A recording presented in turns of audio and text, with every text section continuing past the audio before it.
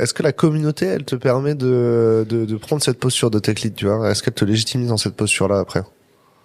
Alors, est-ce que je suis légitime? Ça, c'est pas à moi d'y répondre, je pense. Ouais. Mais alors est-ce que tu t'auto-détermines en tant que, est-ce que tu te sens à l'aise? Moi, je suis à l'aise. Je suis à l'aise dans cette posture parce que c'est quelque chose que j'ai l'habitude de faire, que je pratique depuis plus de 10 ans, d'être leader de communauté. Aller, voilà, moi, parler devant les gens, présenter un sujet technique que je maîtrise même pas forcément des fois. Ça me dérange pas. Au contraire, j'aime bien puisque j'adore, c'est quand tu vas présenter un sujet technique et quelqu'un va venir te poser une question à laquelle t'arrives pas à répondre. Ouais. Ça, c'est hyper intéressant. C'est super challengeant même. Tu te dis, en fait, ouais, je suis tech lead, mais comme les autres, je suis pas la science infuse, donc j'ai pas toutes les connaissances. Ouais.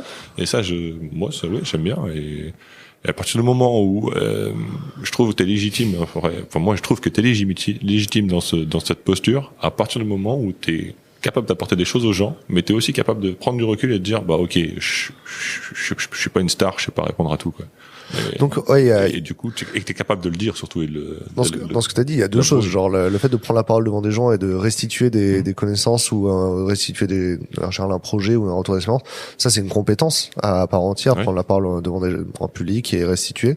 Et là, mais tu dis, pour toi il y a une qualité qui est d'être humble pour apprendre et pour créer un lien aussi, parce que j'imagine que si t'as pas cette qualité d'humilité, tu te mets pas à la portée des gens à qui tu échanges, et du coup t'es dans une tour d'ivoire, tu descends pas y a pas d'échange quoi. Je vais reprendre une phrase de Kevin qui est pas là, mais qui l'a déjà dit dans une vidéo, il me semble, sur Wheel of Dev. Ouais. Je suis le tech lead, mais dans mon équipe, j'ai des développeurs qui savent plus de choses que moi sur certains sujets. Ah ouais. Voilà. En même temps, ils sont dedans tous les jours. Exactement. Ouais, ok, cool. En vrai, c'était chouette. En fait, c'est ça. C'est nous dans notre posture, on n'est pas là pour dire aux gens comment ils doivent travailler. C'est dans les deux sens. Ouais. Nous, on montre quelque chose et les gens qui participent ont aussi des choses à nous apporter.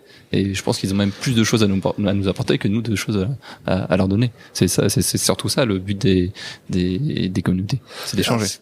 Un agiliste, c'est aussi là pour c'est un enabler dans la mesure où il active des choses que le client, dans l'équipe, où l'équipe pourrait faire des choses, et ton rôle à toi, c'est d'arriver sur l'équipe qui est déjà en route et de lever des barrières ou de leur permettre de faire des choses. C'est ça un enabler, vous le vivez comme ça? Ouais, puis ça. Je pense aussi que le fait qu'on soit animateur de communauté, ça veut pas dire qu'effectivement on est expert sur le sujet, et du coup vu qu'on est expert, c'est à nous d'animer le truc, mais c'est qu'on est peut-être aussi sur des profils où en fait on est capable de fédérer des gens autour d'un sujet, d'être moteur sur certains sujets pour créer quelque chose, une émulsion, et c'est aussi ça en fait qui fait que peut-être c'est le rôle d'animateur quoi, mais sans qu'on soit forcément expert sur un sujet.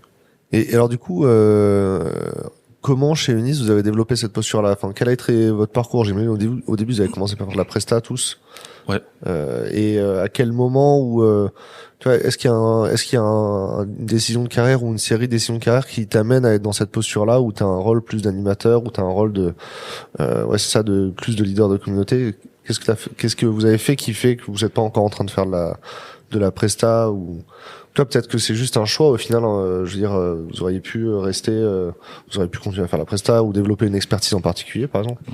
On continue à faire de la prestation. Ouais. C'est bien un rôle qu'on a en plus en interne.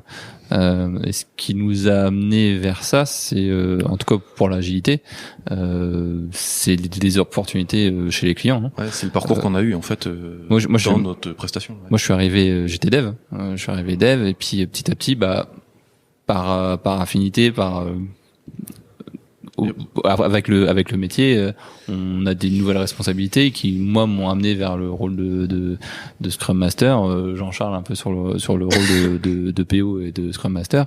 Ouais.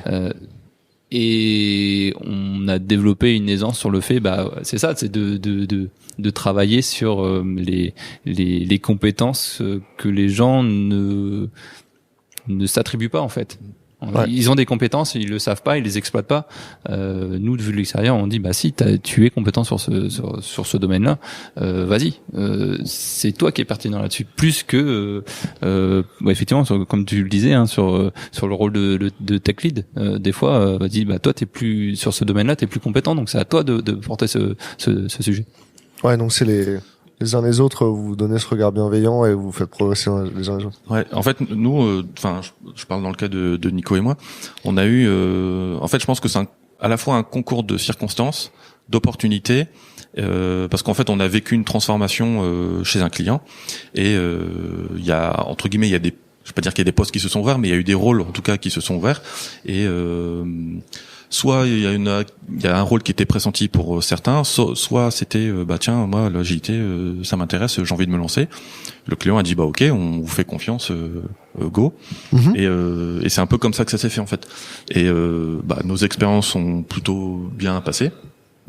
Et du coup, je pense que ça s'est confirmé comme ça. Et vu qu'en gros, ça a bien marché, quand on a eu une sollicitation sur le fait de créer une communauté, c'est aussi comme ça que ça s'est avéré en fait. Le fait d'avoir les concours de circonstances, les succès et tout ça qui se sont faits, ça a contribué à ça. Ouais, c'est cool.